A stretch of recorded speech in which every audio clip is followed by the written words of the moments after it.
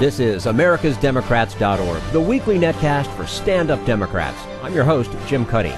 On today's show, a journalist and scholar who has studied independent voters in 4 key swing states says President Obama has erased the edge Republicans used to have on national security issues.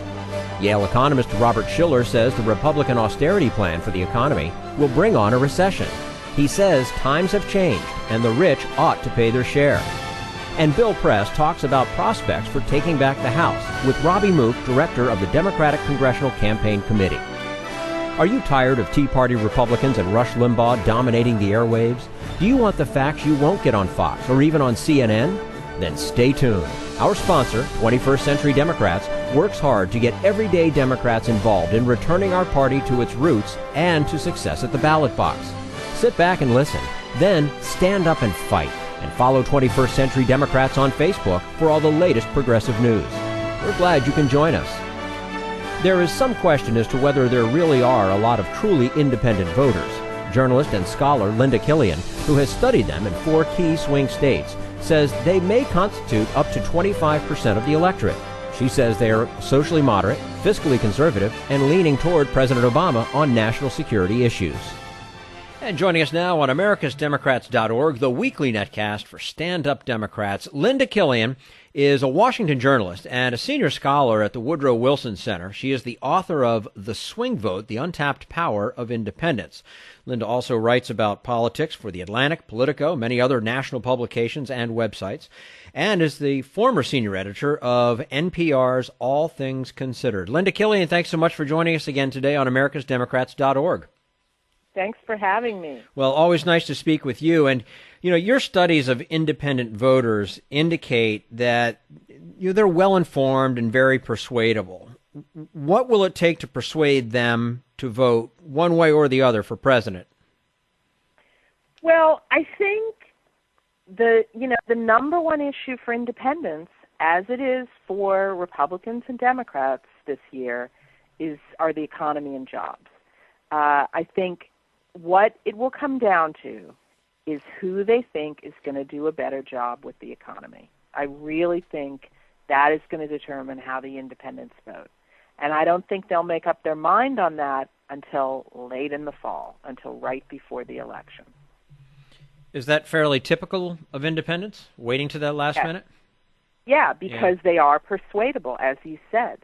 Again, this is a bit of a myth about independents, that they lean for one party or the other, and they're not. There are definitely a core group of independents. I think it's close to 25% of the electorate who haven't made up their minds, who are true swing voters, who are persuadable. And they want to hear substantive discussions about what either candidate is going to do to move the country forward, to address our deficit, to work to improve the infrastructure in the country, to do positive things to move the country forward. Why is it, you think, that people who were once or perhaps never Democrats or Republicans identifying themselves as independents? What I heard from, I did hundreds of interviews around the country with independent voters. I focused on 4 states that are incredibly important key swing states this time around: Colorado, Ohio, Virginia, and New Hampshire. There are some additional, those are the 4 I focused on. Obviously, North Carolina, Florida, also very important. What I heard from these voters is that some of them have always been independents. Some of them told me, look, I've been an independent voter my whole life. It's just the way I roll. Other voters said to me, I used to be a Republican. They turned me off with their conservative values agenda. Some of them did used to be Democrats. Admittedly, some of them say, look, I just, want to be called an independent. I don't want to get phone calls from, parties, stuff like that. But a lot of them said they, really don't identify completely with one party or the other, that they agree with the Democrats on a lot of social issues, but they agree with the Republicans more on fiscal and some national security issues. Now, one thing that's very interesting in this election and that hasn't been talked about much. For years, the Republicans had the edge on national security. You saw it in the Kerry campaign. You saw it in what John McCain did. Of course, he was a war hero. People felt the Republicans had an edge in keeping the country safe and in sort of national security and in patriotism. These are the Reagan Democratic voters, cared a lot about that. Barack Obama has erased that edge. It's a big thing for the Democrats that with the killing of Osama bin Laden, that he has erased the edge that Republicans used to have on national security. And that's a big thing. And as a result, the voting group that I call America First Democrats, we used to call Reagan Democrats, I think are very much in play this time. Generally speaking, where do independent voters fall in terms of some of the major issues of the day? You know, the economy, the deficit, the environment, foreign policy, same-sex marriage. Well, they, as a whole, you know, independent voters are very diverse: age, race, sex, socioeconomic group. But the majority of independent voters, I think, are in the center. They are socially tolerant and fiscally conservative. So they feel the federal debt is an incredibly important issue to independent voters, third most important after the economy and jobs. So that's why Ross Perot got 19% of the vote in 1992. That 19%, 20% is sloshing around and looking for a home. They truly care about the deficit. They are less concerned about taxes. They think raising taxes is okay if it's done fairly. If we raise the capital gains tax, if taxes are raised on the very wealthy, if it's used for things like improving the infrastructure and education, they think it's okay. They want their tax dollars spent wisely. It's not that they necessarily want smaller government like Republicans, but they want government to be efficient. They are very socially tolerant. Things like gay marriage, abortion, birth control, they think these are personal choices. They don't think it's something government should be involved in. So they agreed with Barack Obama's announcement on gay marriage, but they also say it's not likely to influence their vote because they care about social issues far less than either Republicans or Democrats. They hate the money in politics. They hate the influence of special interests. 2/3 of them say they are independents because both parties care more about special interests than about average Americans. They disdain these super PACs, and they totally, want there to be something different about the way campaigns are financed. And they're very unhappy with the two-party system the way it is. They want more choices. They're environmentally more tolerant. They want more environmental rules than Republicans. They're lean more toward the Republicans on foreign policy issues. So their views are a mixture of both parties. We're speaking with Linda Killian, Washington journalist, senior scholar at the Woodrow Wilson Center, author of the book The Swing Vote, The Untapped Power of Independence. You can check out Linda's website, lindajkillian.com, and follow her on Twitter, @LindaJKillian. Is it pretty clear that the presidential election will be decided by independent voters in the battleground states, or could old-fashioned, the get-out-the-vote drive still work for the two parties? Well, obviously winning a presidential election, there's a lot of moving parts. And I think it's overly simplistic to point to just one.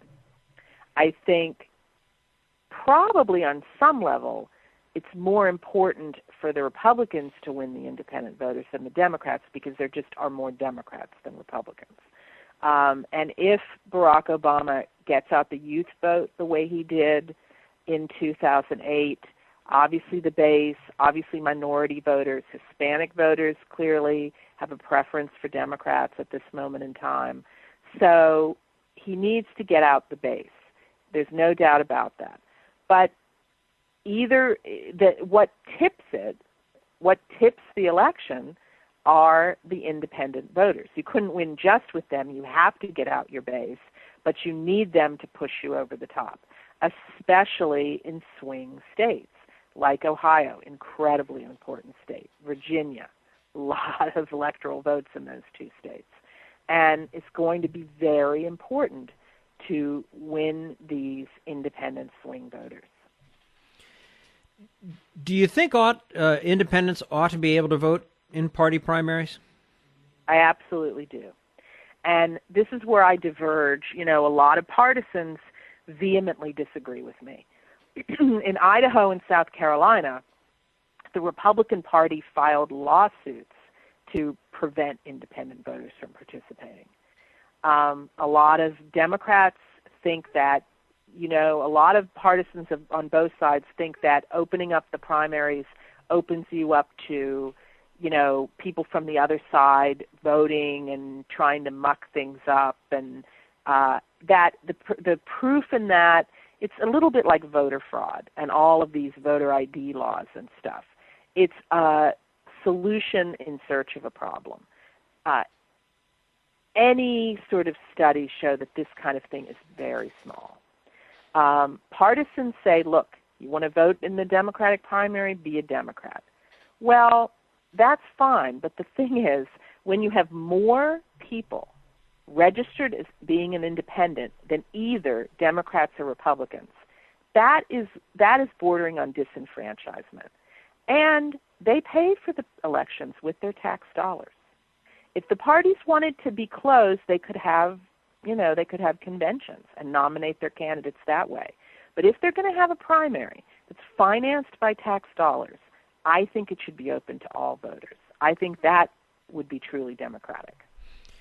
Now, do you think the rising number of independents presage a move toward a viable third party? Well, unfortunately, I think the truth is at this moment, no. I think we saw the failure of Americans Elect, that independent group that had raised many millions of dollars to get on the ballot, but they couldn't attract a candidate. That was the bottom line. They just couldn't attract a viable candidate that would run on their ticket. Buddy Roemer, the former governor of Louisiana, tried to be one of their candidates, thought about running as an independent. We do have a libertarian, former governor of New Mexico, Gary Johnson, who's mounting a little effort, but, I doubt he'll get 1% of the vote. So, look, the two parties have had a stranglehold on the electoral system almost from the beginning of the founding of the nation. The two existing political parties are more than 150 years old. The Democratic Party much older than the Republican Party. We will not have a third party overnight. And the two parties have done everything they can to try to prevent that, with closing primaries and with fundraising rules and with the way they have a stranglehold on congressional districts and the way they're drawn. So if we are going to have a fledgling independent movement, it has to come from the grassroots. It has to come from the ground up. It can't come from a bunch of millionaires sitting around saying, okay, here's what we're going to do to create a third party. And independent candidates will need to run for mayors of cities, will need to run for state legislature, will need to run for Congress. They'll have to build a movement. They can't, boom, right away run for president. That's just unrealistic. But I'm sort of agnostic about whether or not we need a third party. I think if that's what the people want, they should have it. If we had enough discontent, maybe the two parties would reform themselves. That's a big if, but, that is also, I think, a possibility. Well, I mean, in essence, independents are a third party. They don't have representation necessarily because they're such a diverse group, but, I mean, that's essentially what it comes down to. I mean, ask Al Gore about a third party and what happened in 2000. Yes. I mean, Ross Perot, you mentioned him earlier. I mean, we've had this time and time again, but I guess, as you say, it keeps getting quashed for one reason or another. Yep. And I advocate a number of, the reforms that I talk about in the swing vote are pretty modest, but they're designed to empower voters.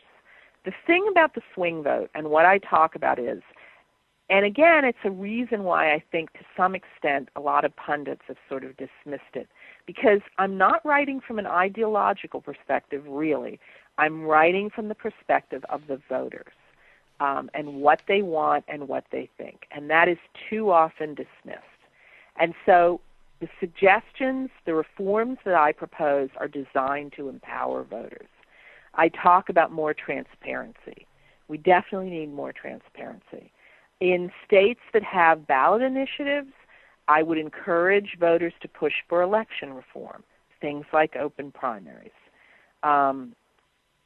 I think congressional districting should be reformed. They've done it in California, so that we have citizens. We take it out of the hands of the people who benefit from it and put it in the hands of citizen commissions, 1/3 Democrats, 1/3 Republicans, 1/3 independents, to design truly competitive districts.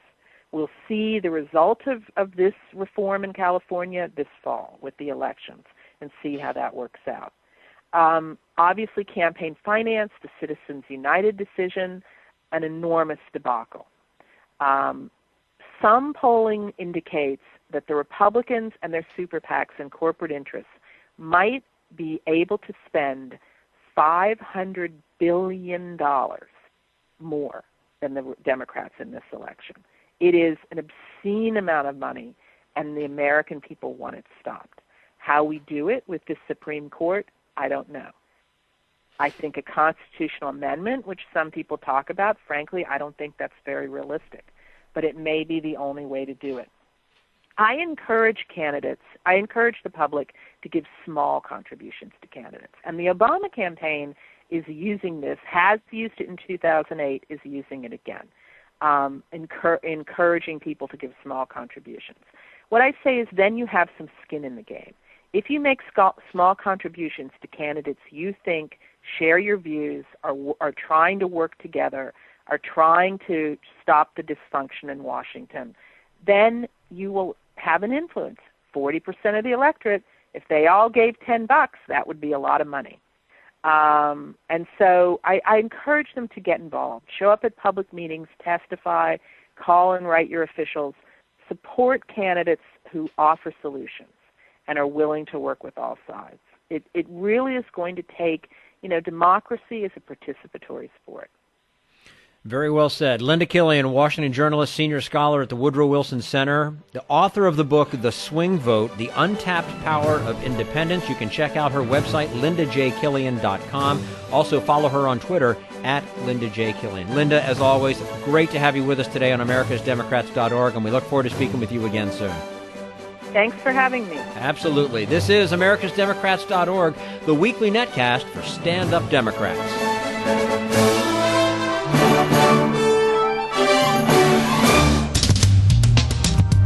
We want you to sit back and listen, but we need you to stand up and fight. Do you want to get involved and help get our party back to its roots and to success at the ballot box?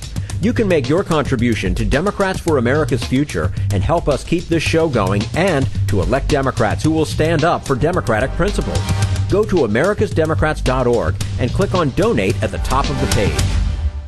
This is americasdemocrats.org, the weekly netcast for stand-up Democrats. Coming up in just a few minutes, a Yale economist states flat out that the Republican economic platform will make us worse off and lead to a recession. But right now, we turn to Jim Hightower, America's #1 populist, for his common sense commentary. Poor Mitt Romney. He keeps trying to prop up his bad policy proposals with gimmicky political props that flop.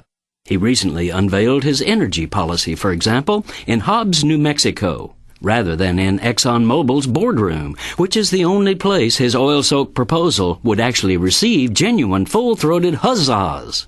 But a group of hip-hip-hooraying fat cats in suits is not quite the down-home regular guy image that Mr. Multimillionaire is presently trying to project to voters. Thus, like a flim-flam man pitching snake oil, Romney set up an outdoor stage in front of an oil rig in Hobbs, and a local industry chieftain assembled an audience of workers in hard hats to be his regular guy props. To add to the hype, he had a chart with a bar graph on stage with him, supposedly to give a smear of credibility to his wondrous claims. However, The chart was too small for the audience to see, plus the wind kept threatening to blow it off the stage. No problem, though. Romney just faked it. On the left-hand side, he flimmed and flammed, you see a bar there that represents, you can't read the writing, it's too far back, but I can read it, so I'm going to tell you what it says. Then he concluded with, as you can see, even though people could not see it. It was perfect PR puffery. Only it didn't work. As he pitched a policy that literally had been written by big oil drillers, frackers, and pipeliners, his audience of hard hats looked on in bafflement. It was as though they were watching a rich financier and buddy of the boss's trying to sell them a peg and a poke, which is exactly what they were seeing. This is Jim Hightower saying Romney failed to mention it during his show-and-tell flim-flam routine, but on his way to Hobbs, Romney stopped in Texas, where he picked up a cool $7 million from oil executives at an industry fundraiser. Now that's the genuine Mitt Romney. Need an antidote to the progressive blues? Want some good news about how grassroots folks are rebelling against the corporate powers and winning? Well, here's an easy-to-swallow pill for you, the Hightower Lowdown. Hightower's monthly newsletter will give you the lowdown, even as it lifts you up. It's 4 pages a month, jam-packed with facts you can use, actions you can take, and Jim's own Texas humor, all for only $15 a year. To become a lowdowner, go to hightowerlowdown.org.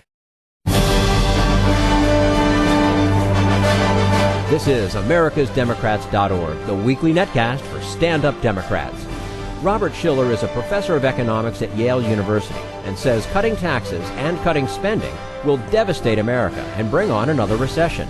He also says it is a mistake of the first order to compare a household budget with a national budget. It will only make things worse, he says. And joining us today on americasdemocrats.org, the weekly netcast for stand-up Democrats, Robert Shiller is the Arthur M. Okun Professor of Economics at Yale University, who has written on financial markets, financial innovation, behavioral economics, macroeconomics, real estate, statistical methods, and on public attitudes, opinions, and moral judgments regarding markets. He is also a columnist for the New York Times. Professor Shiller, thanks very much for joining us today on americasdemocrats.org. My pleasure. Now, you're credited with being one of the few economists who predicted both the stock market bubble of 2000 and the housing bubble of 2008. How were you able to do that, and what do you see in your crystal ball right now? Well, I'm not sure I can ever do that again. That's the question. I think that if I have any advantage over some other people, it's that I'm more eclectic, and that I think that researchers have a tendency to get at the frontier. They tend to focus in too narrowly. And I've been involved with behavioral economics, which is really the amalgam of economics and psychology and sociology and political science. I think that these phenomena that we've observed are very complex human social phenomena, and too many people try to reduce it to some simple thing, like the Federal Reserve did it. It's not so simple. And it's more than just straight numbers, then?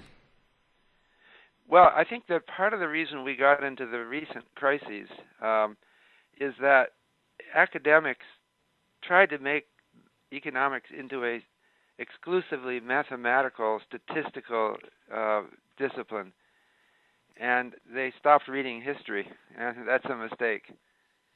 In your new book, Finance and the Good Society, you argue that finance, rather than being the cause of what's wrong, actually is the vehicle by which recovery and economic innovation can happen. How would that happen? Well, I think that finance really is misinterpreted. A lot of people think, and when I have students, I teach a course in finance, and I have an online course called at Open Yale. I have students all over the world, and I detect among them a sort of moral challenge, a moral disquiet, because there's a common feeling that it's all about making money, and there's something evil and selfish about it. I think that the real essence of finance is stewardship, protection. What I call in my book, Finance and the Good Society, I call it goal architecture. It's about making things happen. It's really about financing activities. And when it's properly done and properly interpreted, it's about making things happen. Now, you're a strong advocate of government stimulus programs to recover from the current recession. How well did the 2009 Obama stimulus work, and should we try something like that again? Do we need to right now? Yeah, I think we do need to. It's impossible to be sure how well it worked, but my opinion is that the Obama stimulus helped avert another Great Depression. And it goes back to the Bush stimulus, too, before. The real peak of this crisis was just before the Obama administration came in. But the ARRA Act under Obama helped really push us back to recovery. Unfortunately, it wasn't enough to really get a strong recovery. And I think we need another dose soon. Is the U.S. economy threatened by global factors such as the difficulties with the euro? Absolutely. That the euro crisis threatens to bring us into another recession. And that's not the forecast that people are making now, and it might not happen. But it's definitely a risk that has to be on our minds. We're speaking with Robert Shiller, professor of economics at Yale University, columnist for the New York Times, author of his latest book, Finance and the Good Society. How do we unlink ourselves from the euro, or should we? Well, we're not technically linked to the euro. It's their business, not ours. In some sense, the euro is an embodiment of a European wish to have a political union like the United States. We don't have a separate currency for each state in the United States, so why should they? I think we were the model for the euro. They don't like to say that, but I think that's what it was. And unfortunately, they're discovering that they don't have the unity that the United States has, and they're having trouble agreeing. So we may lose the scope of the euro. I don't think it's going to go away, but we may lose Greece as part of the euro. But the other thing here, though, is you've got several different governments, different types of governments that are a part of the euro, whereas the United States is just one government. I mean, isn't that a pretty big factor here? And doesn't it have to be done differently? Doesn't there have to be some governing body over the euro? Well, when the United States was first formed, it was not with the Constitution we now have, but with the Articles of the Confederation. And it was too loose. There wasn't enough centralized power. So we had the 1789 Constitution, which gave more power to the federal government.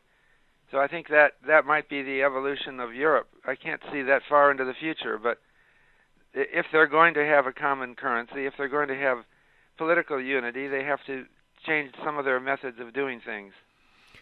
And how devastating is it if Greece goes away? In other words, drops out of that union? Well, it's a small country. The question is whether it might create a snowball effect and cause similar problems to be exaggerated in Italy, Spain, Portugal, and maybe other places. And I'm hopeful that won't happen. To understand whether that happens is really requires a sense of all those fields in social sciences that I described: political science, sociology, psychology. It's a very complex phenomenon. It's very much about confidence. This whole crisis began when investors started losing confidence in the Greek government, in its willingness to pay debt, or in the willingness of other European countries to support them. It's a very difficult thing to understand the consequences of. That's why I don't think anyone really knows what is going to happen. Mm-hmm. Even those that come out and say that they do and sound like they're confident that they do. But well, go ahead. But I think I'm hopeful that even if Greece pulls out, Europe will retain the euro and will retain the sense of unity. It doesn't have to be a huge crisis, and I'm hopeful that they'll handle it well enough that it won't be, and that we will emerge with still a euro and still a sense of European unity. Okay. Let's bring it home now as we speak to Robert Shiller, professor of economics at Yale University, columnist for the New York Times, author of the book Finance and the Good Society. Professor, is it possible to tell what the effect would be on the national economy if conservatives have their way and slash spending without raising any taxes? Well, I believe that will be devastating to the U.S. economy. I can't prove that. The economics is not an exact science. We can't run a controlled experiment to find out what happens. But there is a literature that studies the effects of similar fiscal tightenings in the past that were done for the purpose of restoring fiscal balance. And it looks like that is bad for the economy, especially if they're undertaken at a time of already teetering economy. We just saw the unemployment rate go up in the United States. We're teetering, and if we were to do some kind of fiscal austerity right now, I think it would bring on a recession. So does the CBO, Congressional Budget Office, and that's what we've seen happen in the UK with the conservative government there. And then does it also put the U.S. at a disadvantage in the global market? Well, having a recession will certainly put us at a disadvantage. But I think that the risk is a global recession. It's not us alone. Austerity is not a unique American phenomenon. Austerity is the norm around the world. And we're seeing weakening of emerging economies as well as the European. The European economy is already in recession. And I'm worried that there will be a global recession soon. Now, you point to France as an example of how things might work here, raising taxes by the same amount as increased spending. Is that the model that we should be looking at, in your opinion? Yes, this is something I've been advocating with little success so far. I was heartened to see that François Hollande has introduced a proposal to raise expenditure and raise taxes. I don't think he described it as a balanced budget multiplier, as economic theorists are wont to do in this country. But the effect, I think, will be positive for France, and we should do something like that. There isn't much political support now for that kind of thing, but I think as an economist, I have to say it. That's what we should do. Now, it was in Obama's American Jobs Act. He wanted to put a surtax on the rich, on high-income people, and he wanted to hire back teachers and firefighters and all sorts of useful people. So it was the same proposal that Hollande was making is in Obama as well. I think that is what we need. And so what that points to is that it continues to be a political game because obviously anything that the president puts forward like this, he immediately gets pushback from obstructionists. Agreed? Right. Well, I think it is a general public feeling that in bad times you have to tighten your belt. When the family income drops, you got to cut out extra expenditures. You've got to go into an austerity mode. But it's a mistake to generalize. This is John Maynard Keynes' insight long ago that launched Keynesian economics. It's a major error to extrapolate that household wisdom into national wisdom. Because if the country as a whole does belt tightening, it won't work. It will not make us better off. It will make us worse off.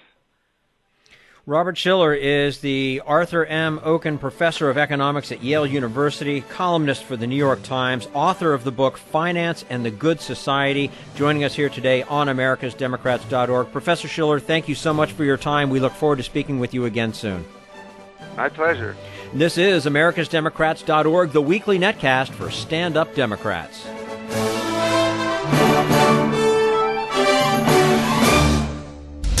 We want you to sit back and listen, but we need you to stand up and fight. Help get our party back to its roots and to success at the ballot box. Make your contribution to Democrats for America's Future to keep this show on the air and help elect stand-up Democrats. Go to americasdemocrats.org and click on Donate at the top of the page.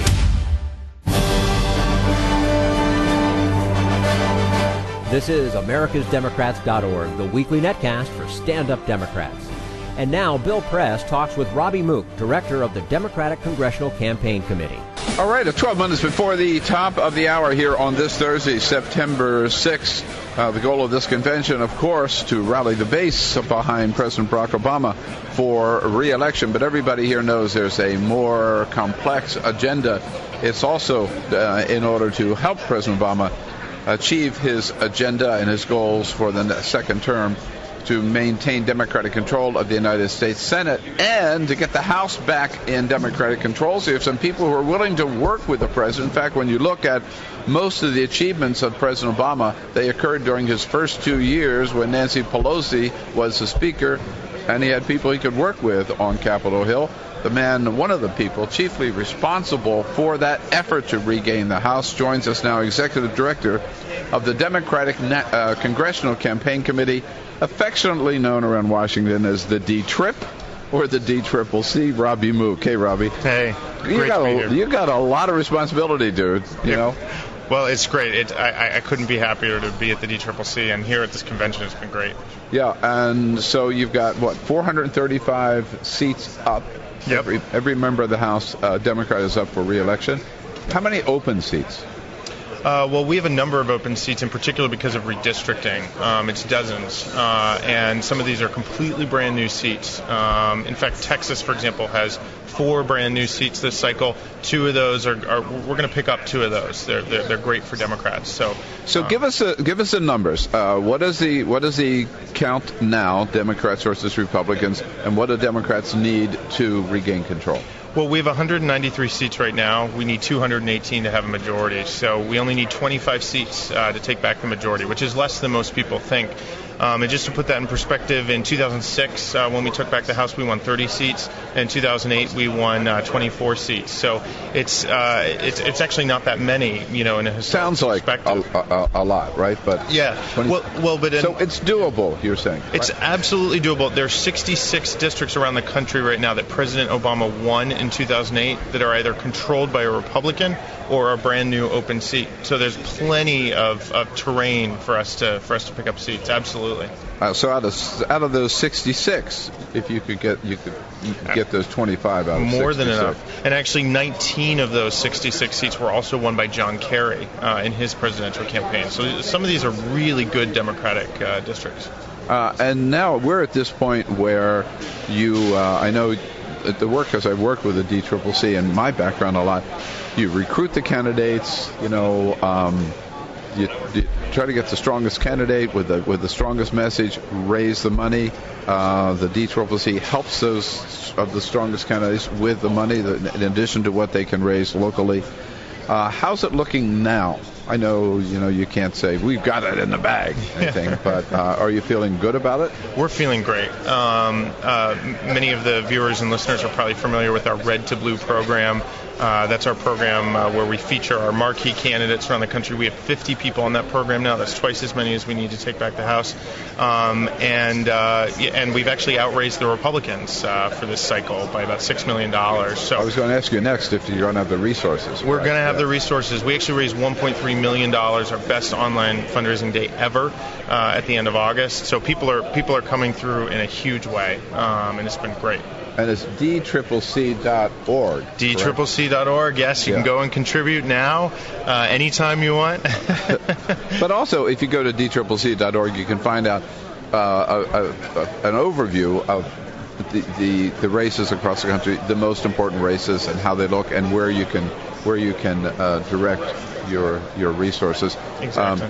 You mentioned Red to Blue. That is Donna Edwards, right? Who's one of the leaders in that effort. Donna Edwards, also Jared Polis, who I'm sure many folks saw speak. Congresswoman Edwards is speaking tonight at the convention. Yeah, they've done an outstanding job helping our Red to Blue candidates raise the money they need, build the campaigns they need to win. And actually, another interesting fact: we now have, from our internal polling and public polling, we now have 26 districts across the country where the Democratic candidate is either tied or leading in the polls. And as I said before, we only need 25 seats to take back the majority. So we're in a really good position today. Do you think, are members? I'm curious about the role of President Obama in helping with the House. Are members looking to get President Obama in their districts? Is there any indication that he'll do some campaigning on behalf of Senate and House candidates? Well, look, this is a team effort, and President Obama has been a tremendous help to us all across the country. In those battleground states, his campaign is organizing the most impressive turnout operation we've ever seen in any campaign, and that's going to have a tremendous effect on our campaigns and help really, rising tide lifts all boats. But not only in the battleground states, we have the highest concentration of our races in California, Illinois, and New York. And even there, President Obama's efforts are a terrific asset for us. Well, it is extremely important. Can't stress that enough. Again, it's DCCC.org. Robby Mook, the executive director. Steve Israel's head of the DCCC this year. President Obama ain't going to be able to get the job done unless we have a Democratic House for him. And I'll be back. Robby, thank you so much for coming. My pleasure. Thank you. Good luck. Go get him. Thank you. We'll do all the help we can. That's all for AmericasDemocrats.org. Thank you to all who made today's show possible. Linda Killian, Robert Shiller, and the entire Bill Press team. And thank you for listening. If you liked what you heard, please get involved in our efforts to keep this show going and to elect Democrats who are bringing the party back to its roots. Go to AmericasDemocrats.org and click on Donate at the top of the page. And be sure to find 21st Century Democrats on Facebook. For AmericasDemocrats.org, I'm your host, Jim Cuddy.